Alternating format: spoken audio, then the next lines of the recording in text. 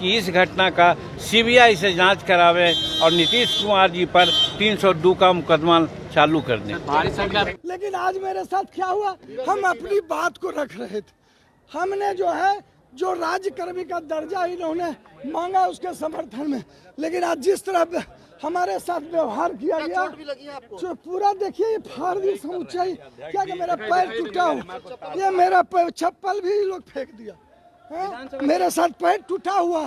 समझते हैं कि ये जनतंत्र का मखौल उड़ाया गया है। ये लग रहा है कि जो इमरजेंसी हुई थी, इमरजेंसी से भी ज़्यादा यहाँ पर घातक रूप में कार्य किया गया है। छोड़ दीजिए नारायण जी, छोड़ दीजिए। और कोई भी प्रजातंत्र में इस प्रकार की घटना होती है वो निंदनीय नहीं, अति निंदनीय है।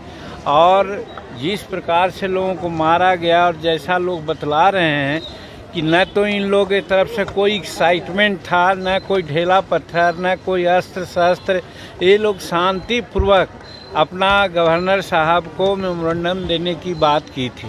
और ये कोई नई बात नहीं थी, ये घोषित बात थी। विधान परिषद में घोषणा की गई थी कि हम लोग मार्च करेंगे, गवर्नर साहब को यहाँ के परिस्थिति के बारे में जानकारी देंगे। दो प्रकार की परिस्थिति के बारे में जूझ रहे हैं 2-4 दिन से हम लोग। वो पहला है तेजस्वी प्रसाद यादव जी का इस्तीफा, और दूसरा है हमारे जो शिक्षक लोग लाखों लाख लोग अपना आकर के यहाँ पर डेरा डाले हुए हैं और अपनी मांग कर रहे हैं। वो सब ये दोनों बात का समर्थन हम लोग कर रहे थे।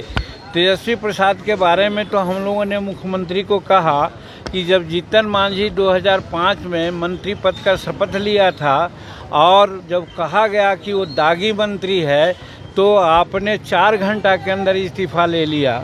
फिर दूसरी बात, अभी हाल में देखे होंगे कि मेवालाल पर किसी प्रकार की घटना घटी तो उनसे भी आप इस्तीफा ले लिए और 4 महीना के बाद बेचारे की मृत्यु हो गई।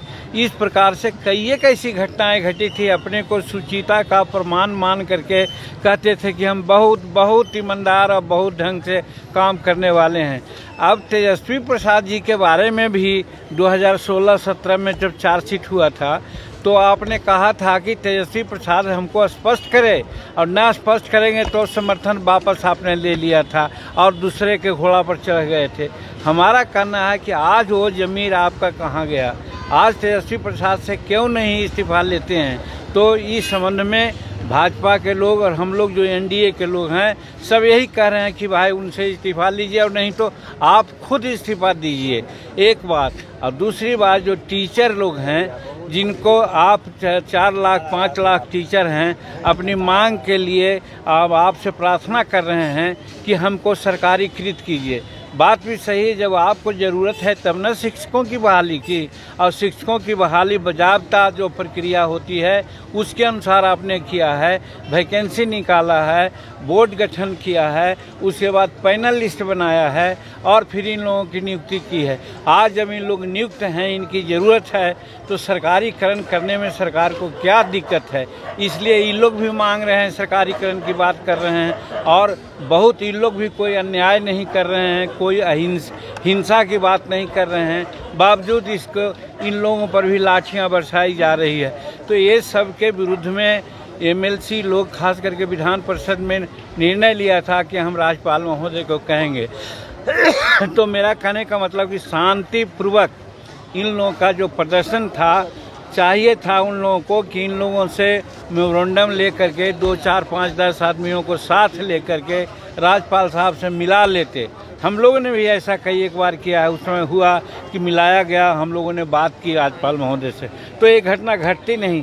लगता है कि ये प्री प्लानिंग था कि हम जो आएंगे प्रदर्शनकारी उनको हम मारेंगे, और बुरी तरह से लोग मारा है लोग। हम समझते हैं कि जनतंत्र में इसकी जगह नहीं है जो किया गया है। इसलिए हम तो यही समझते हैं कि ये माननीय नीतीश कुमार जी का एक कातिलाना हरकत है।